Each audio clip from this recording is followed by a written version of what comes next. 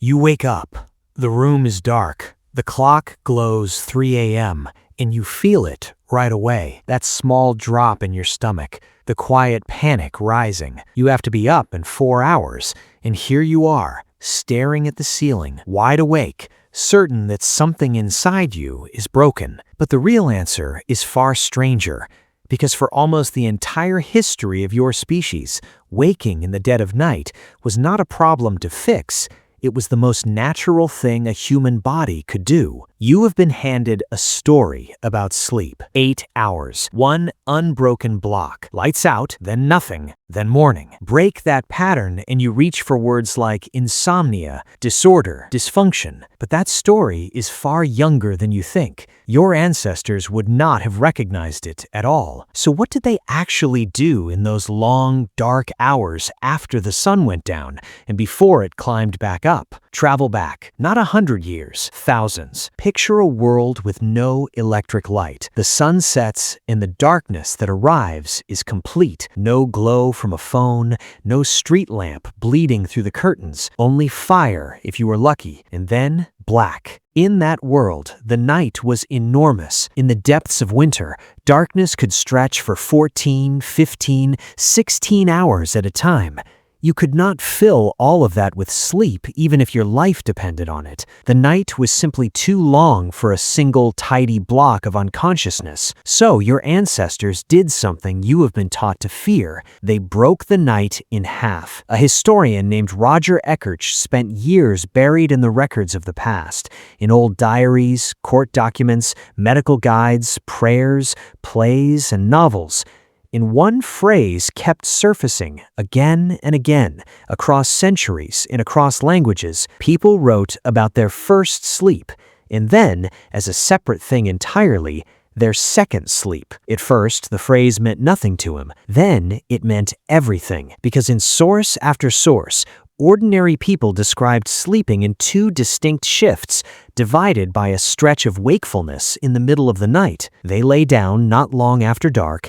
They slept deeply for a few hours, and then, somewhere around midnight, they woke. Not by accident, not in distress. They woke the way you might surface at the end of a long chapter, calm and unhurried, fully expecting it. And what did they do in that gap between the two sleeps? This is the part that should stop you cold, because the hour your body now treats as a malfunction was for the people who came before you one of the richest hours of the entire day. They rose and stirred the fire. They murmured to whoever lay beside them.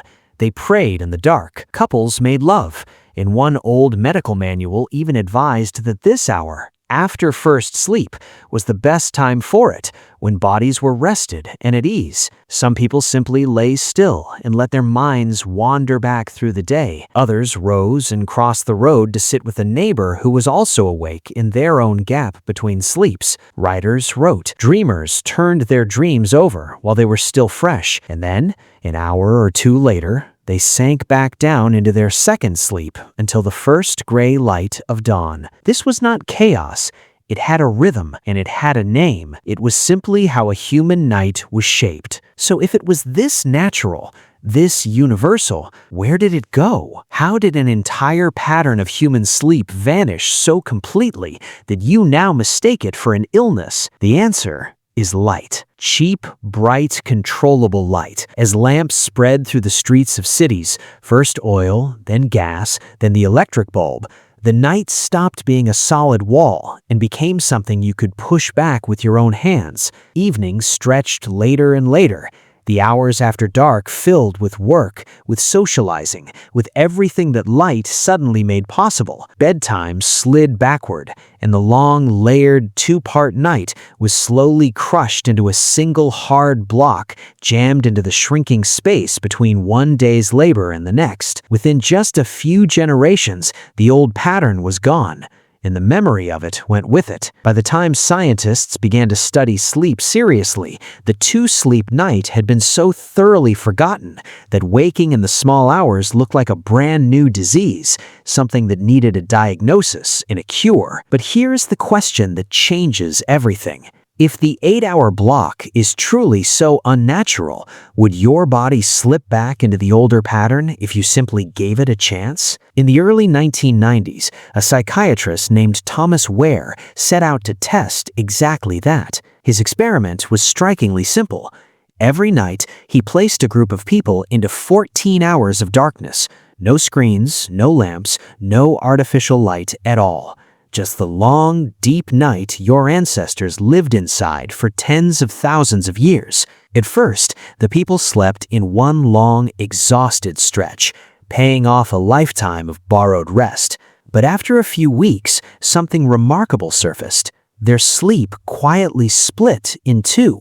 They would sleep for roughly 4 hours, then they would wake and rest peacefully in the dark for an hour or two. Then they would drift back down into a second 4-hour sleep.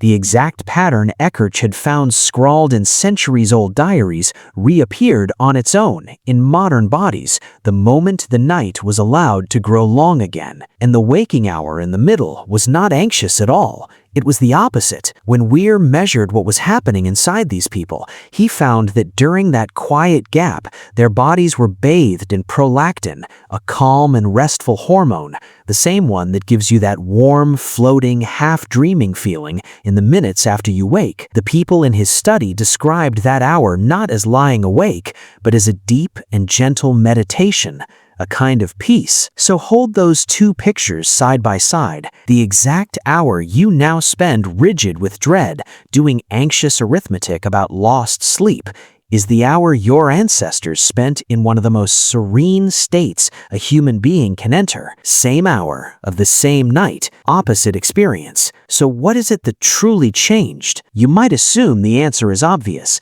Modern life poisoned natural sleep. So surely the people still living closest to the ancient way must sleep beautifully, long and deep and whole. An anthropologist named Jerome Siegel went looking for those people to find out. He and his team studied 3 groups that still live without electricity, scattered across the planet: the Hadza of Tanzania, the San of Namibia, and the Tsimané of Bolivia. They fitted sensors to their wrists and tracked every minute of their rest. What they found shattered the fantasy. These groups did not sleep more than you. In many cases, they slept less, often under 6.5 hours a night.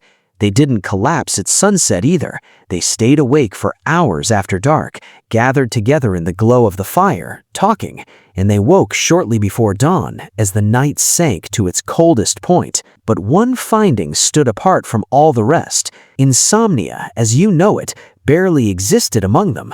In some of their languages, there's no word for it at all. The nightly struggle you know so well, lying down and willing yourself into unconsciousness and failing, was simply not something that happened to them. Why not? Part of the answer may be the fire itself. An anthropologist named Wiessner lived among the San and noticed that their nights had a distinct shape.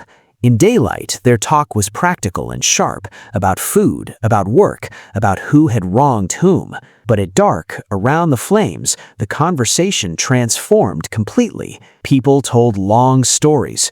They spoke of faraway places, of people long dead, of spirits in the imagination. The fire-lit hours belonged to myth and wonder, slowly loosening the mind and lowering it into a softer state before sleep. That was the true doorway into the night, not a glowing rectangle, not a racing list of tomorrow's tasks, a warm light, familiar voices, and stories that carried the mind gently away from the weight of the day. Now turn and look at your night, and you can see almost too clearly what has gone missing. You do not end your day around a fire with people who love you. You end it alone, sealed in a separate room, in silence, beneath a flat ceiling. The last thing your eyes drink in is not a living flame, but a screen, bright and blue, and precisely engineered to hold your attention hostage. The last thing your mind grips before the dark is not a myth, but a feed of strangers' lives, or tomorrow's deadlines, or a headline built to frighten you. An anthropologist named Worthman has spent a career pointing out how strange your sleeping arrangement truly is. For nearly all of human history, people slept together, in shared spaces, surrounded by warm bodies and low sounds. the crackle of a fire, the breathing of others, someone always half awake nearby to keep watch through the dark, sleeping completely alone in a sealed and silent box